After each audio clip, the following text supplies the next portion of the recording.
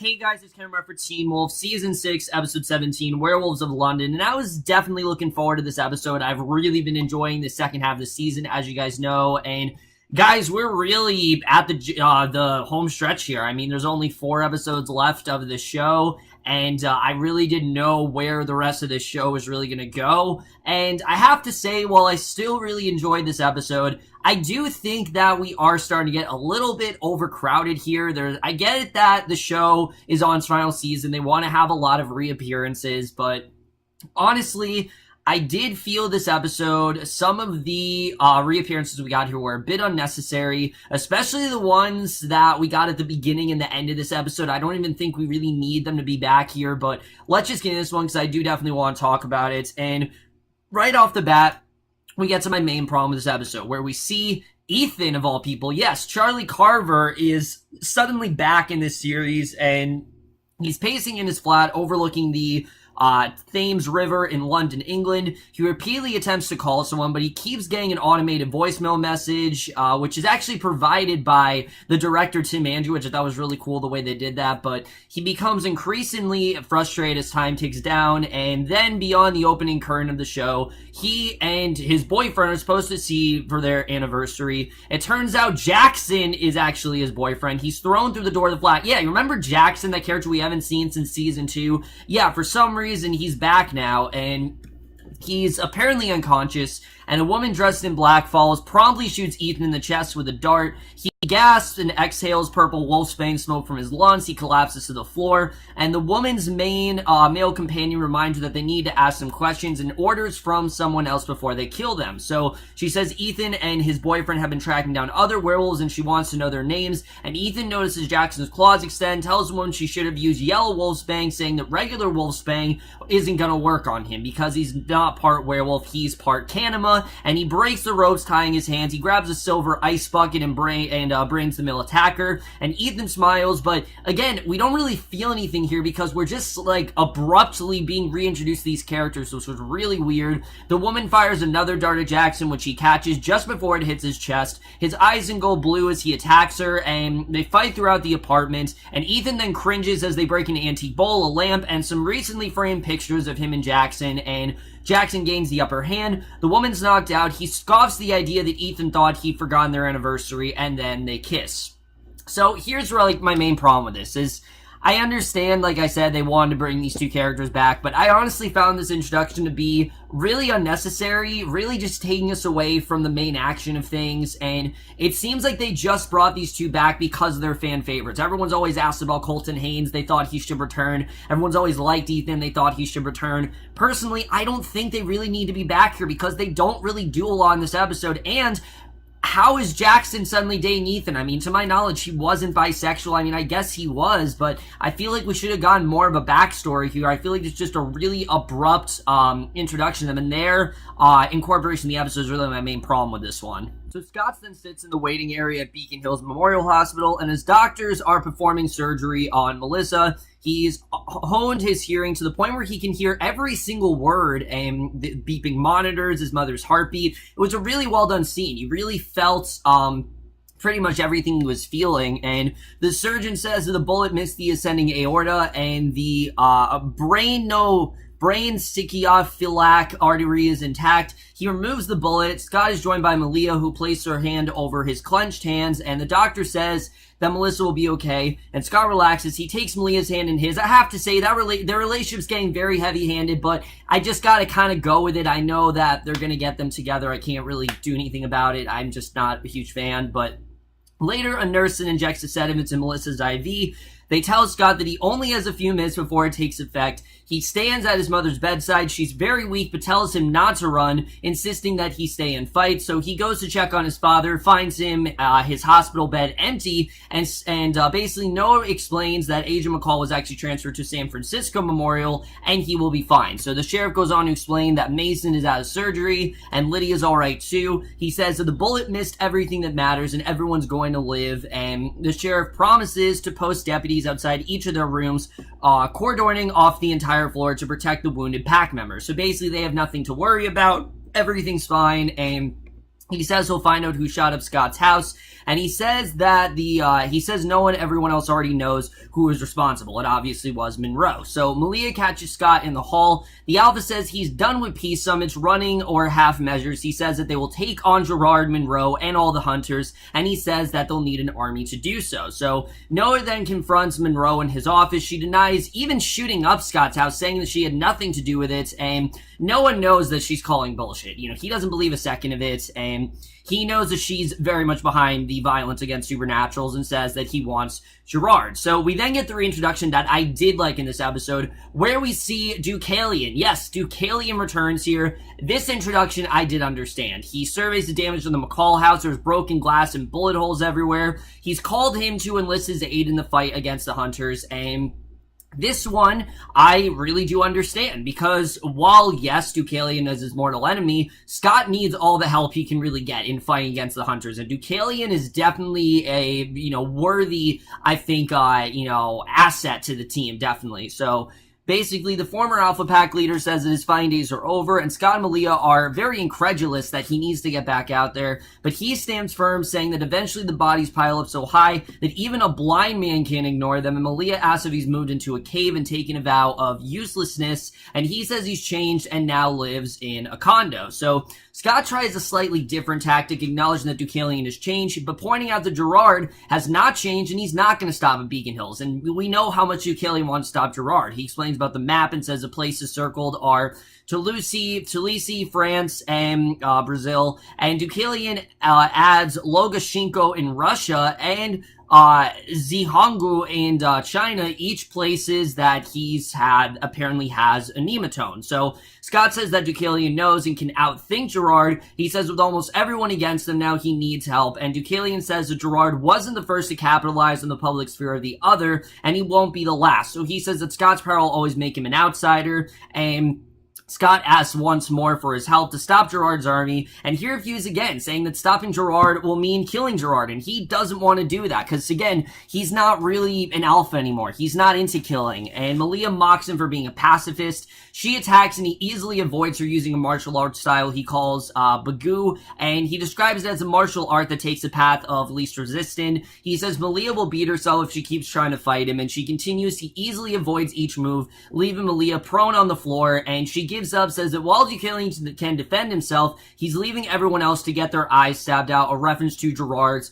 first attack on Deucalion. So he laments what his war with the hunters turned him into. He says he's not afraid to lose his eyes again, but is afraid to lose his soul, and he says that he won't fight. He will offer guidance, and his first piece of advice that they lower their standards for allies. So I actually really did like this. I like seeing Deucalion back. I like these kind of a mentor to the group. They can actually use him to their advantage, and his return, I did think make up for the one that I wasn't a huge fan of. I actually did like what they did with Deucalion here.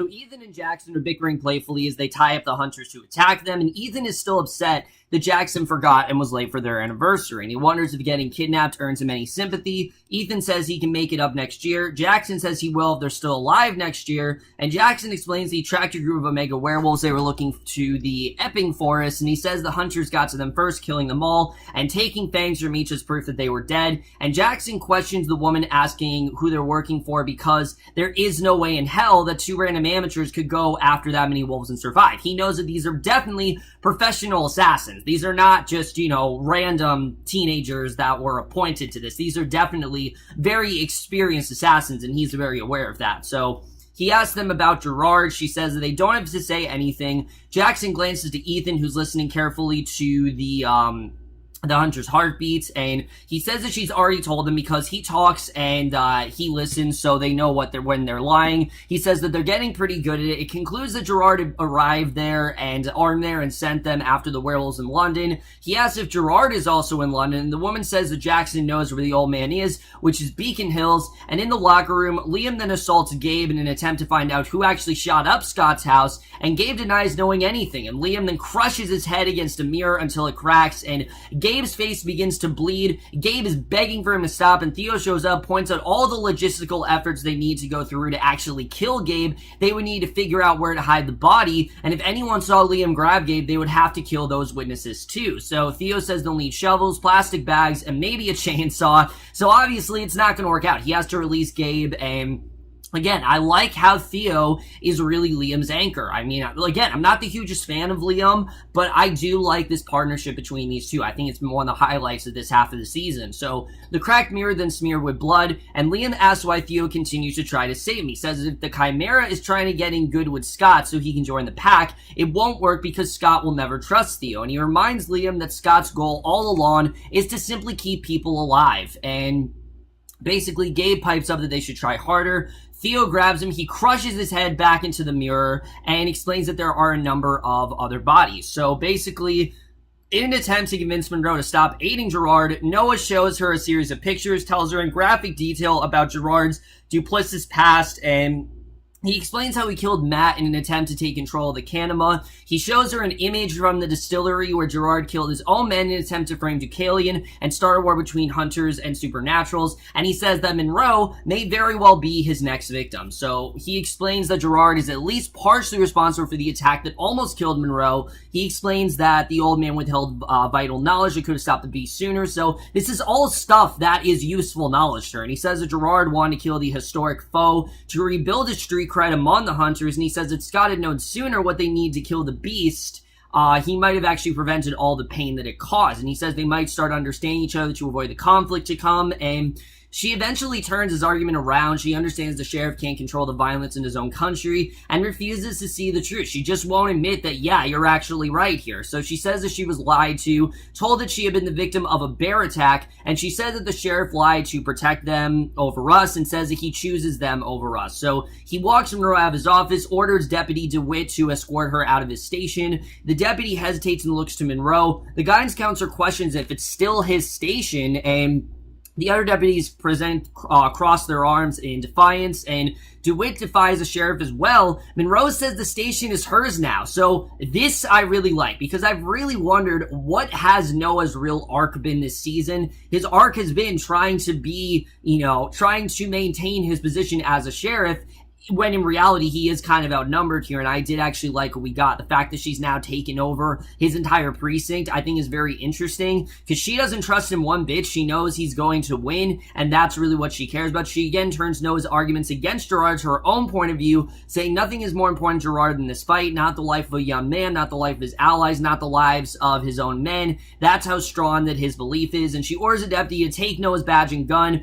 So like I said, she's basically taken over the whole precinct. I really am liking where this is going. It strips Noah of this power, and we really have not seen him like this before, and I'm looking forward to seeing where this really takes them. So Lydia then awakens in her hospital room. She finds everything completely frozen over. There's a thin layer of snow on the floor. Her breath escapes in little puffs of condensation. And look, as much as I like Lydia, her stuff in this episode did feel like it was kind of out of place. And she rises from her bed. She enters the empty hallway. Here, too, ice covers everything. The frozen hospital's deserted. She shivers as she makes her way down the hall, following what appears to be this wide path in the ice leading her to the morgue. And inside, she sees the ice is actually melted off one of the cadaver drawers, and a warm glow then shines from the edges of the drawer, and she opens it, and we see Peter then agrees to meet Scott and Malia at Eichen House, and the former Alpha says that he was curious. He refused to take on another suicide mission to help Scott's pack, and Scott says that they could not have won against the Ghost Riders without his help, that they actually really do need him here. And Scott asks what he wants, and Peter says he's fine, that his penthouse apartment is filled with mid-century furniture, his passport is more stamps than the post office, and there was some good comedy that Peter did have here. I thought that was, fun to watch, but Scott points out Gerard has an army that wants the werewolves dead, and Peter says that Scott can't win by way of demonstration, that there's a hunter locked in one of the Eichen House cells with an unloaded automatic rifle. He explains that when he first encountered the hunter, the gun was pointed at his face. He says it's G36, which fires 750 rounds per minute. So yeah, this is the weapon they need, but unfortunately it's completely empty. He passes a full clip through the door to the waiting hunter. He says the hunter will kill them all unless Scott is actually willing to kill him, which he doubts he's willing to do. So the hunters quickly load the gun. They begin firing at the windows of the cell. The weapons jams, and Peter explains to the perplexed hunter how to unjam it by sliding the bolt back. He resumes firing, and Scott tells the man that they won't hurt him, but he just keeps firing. And Peter explains he's trying to kill them because he's afraid and because that they hate them. And basically he says that someday they're not going to be able to save everyone. everyone. He counters that he can't kill everyone either. They need to find some kind of medium, because they can't save everyone, but they also can't kill them. Remember, Monroe's main reason for this whole, resistance is, this whole sort of fight against Scott is mainly because Scott isn't, saving the humans. He's saving, his pack first, and he doesn't really seem to care as much about the humans, which, obviously isn't true, but that's kind of how she feels. And, basically, they walk away, leaving Peter shouting that no one makes it through a war with clean hands, meaning Scott's gonna have to kill in order to win. And I think that's actually how the show's gonna end, with Scott actually killing Gerard. I think that is either that or Gerard's gonna kill Scott. I think that's kind of how this is gonna wrap up here, but Peter agrees to meet Malia outside the library at school. She says she needs to give Peter all the facts. She plunges his claws into her neck, and he sees the half of the Anuk-Ite as it confronted them in the tunnels. And at the sheriff's station, he breaks the connection and sees them and seems truly shaken. She explains the creature actually feeds off fear and affecting the hunters and driving them to come for all the supernaturals, including Peter. And he scoffs at the idea that incorruptible Scott believes he can actually keep him from killing. So in addition to the new big bad, he also saw glimpses of Malia's growing attraction to Scott, and he says that she knows the only way she can protect him is to surround him with those who are willing to kill, and he again refused to help. He's just not into this idea at all. She tells him to go back to running back to his cars because he cares about them more than anything else, and he hands her a car key, says one of the Shelby vehicles was for her. She throws it back at him, and, basically she's trying to guilt him into returning. That's basically what she's trying to do here, but Malia then arrives at Scott's house, suggests they try to enlist the help of a pack known as the Primal, and she says that this pack gave up everything that really makes them human. Rules, morals, electricity, it's all kind of things that they could use. And Scott says he's heard of them, and their pack symbol's a circle with a crescent on top, and he says that they're not only strong, they'll kill anything that crosses their path. And she points out that they're no worse than Deucalion and Peter, and Scott says that he knows those two killers and hesitates to enlist aid from the Primals if they're murderers. Is he really willing to ally with them? But Malia says she agrees, points that they don't know of anyone else who could help, and Scott wonders if they're really that desperate, which they very well may be. They need all the help they can get right now, and I do like seeing Scott in this, and Malia in this very desperate effort to recruit as many allies as possible. So Gabe then leads Theo and Liam to a freezer chest somewhere on campus. There are 3 bodies inside, 1 teacher and 2 students, and their eyes are gaping holes, similar to how victims of the Anuk-Ite spider horde look once the Arcanads left their body. And Liam says that unless there's a gun in the freezer, it's not helping them find the shooter. Theo asks why Gabe actually hid the bodies, and he says that they didn't want to get caught telling the students that they were werewolves. These people apparently were, but Gabe claims the hunters didn't kill them, and he points to their faces, says something else did it, and Theo says it was the Anuk-Ite. And Gabe's very confused. Liam questions why a creature that feeds off fear would want to kill, because dead people aren't afraid. So he surmises that death is just a byproduct of the Anuk-Ite looking for its other half, and that's searching supernatural creatures. And Theo points out that Gabe has actually been helping him. The novice hunter says that he was just helping Aaron. It was Aaron's idea to test students, and Liam and Theo then realize that Aaron is actually half of the Anuk-Ite, which I did think was interesting to see. So Scott and Malia arrive at the Primal Pack, they compound in the woods. They're overwhelmed by fear, and Malia starts to run, and once Scott takes her hand, she calms down, and inside the shack they find several bodies with the hollowed out eyes of Anuk-Ite victims, and annoys and startles them, and they turn to find Lydia, who's still barefoot. She's in her hospital gown, standing in the doorway, and she says that Hellhound led her there, and she points out that Hellhound is dead, but Lydia says the connection between Hellhound and Banshee is apparently stronger than death. Remember, Lydia is a harbinger of death. She knows very well, when, there's something that's after them. So Scott and Malia point out there are several bodies inside, but she says that she's not the one, that's not the one she's looking for. So Nolan follows Gabe into the locker room. He's explained the situation with Theo and Liam, says he didn't tell them anything about who shot up Scott's house, and Gabe says he did it, but told Monroe that Nolan actually did to protect the boy from the hunters, and he said that Nolan should be grateful because that's the only reason he's actually still alive. So Lydia leads them to a skinless bloody lump of a body partially covered in Roden leaves, and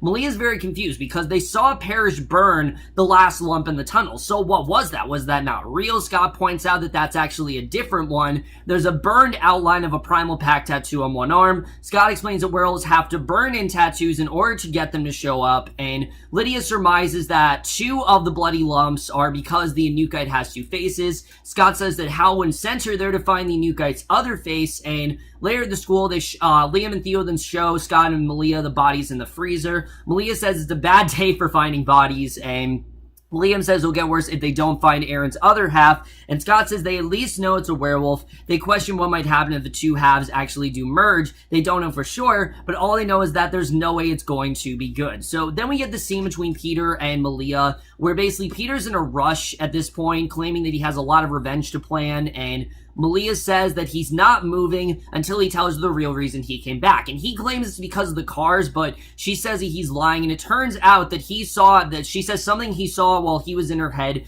convinced her. And as Scott gets into Styles' Jeep, Peter then flashes on all the scenes of Malia's bargaining relation with the true alpha and basically tells her that this could lead her to very dangerous ground and that she can't ally with someone who is pretty much dead weight and pretty much is, the main target here. I mean, everyone wants to kill Scott, and this is just going to end up worse for her if she did do that. So he's very concerned about her relationship with Scott, and I'm looking forward to seeing where that's going to go. But then we get to the ending here where Jackson and Ethan, they arrive at Beacon Hills High School. They encounter Monroe. Monroe actually recognizes them, and not only that, but she quickly puts them into this metal skizzer, and basically she asks what they want with Scott, and Jackson drags her mercilessly, saying he doesn't know who she is and is not impressed by her little show. The counselor then dials up the electricity, saying a shock through the gate and into the prisoners. She repeats her question, and Jackson says he actually has some questions for her. She says that's not how it works, but he continues that she needs them more than they need her because she wants to know what they came to tell Scott. She shocks them again, and Jackson asks why she's killing werewolves. Like, why is this happening? And why did they send hunters to chase them down? She shocks them again. She says them asking questions of her is not how this works. And Ethan disagrees. He repeats the line from earlier that Jackson talks while he listens. She shocks them again. Monroe then exits, and Jackson wishes happy anniversary to Ethan. And that is how this episode ends. So, like I said, guys, overall, a lot of great stuff going on here, but I just get a little bit worried that the show is getting a bit too overstuffed because really thinking about this, did we need Jackson and Ethan to return? No. I mean, it makes sense, I guess, because, they're going after all the werewolves and they're trying to hunt down as many as possible, but just the whole idea of them going to London to hunt them down, it just seems like it's a bit of a stretch. It seems more like fan service, like, oh, people love Jackson, people love Ethan, why not bring them back? And I get it that this was like an open invite for anyone to return, but I always say the thing about returns that they need to actually make sense to the show. They need to have some sort of substance, and I feel like these returns don't make a ton of sense. Pretty Little Liars had the same problem. Now, this is not nearly as bad as the last season of Pretty Little Liars, because trust me, that was not a good season at all.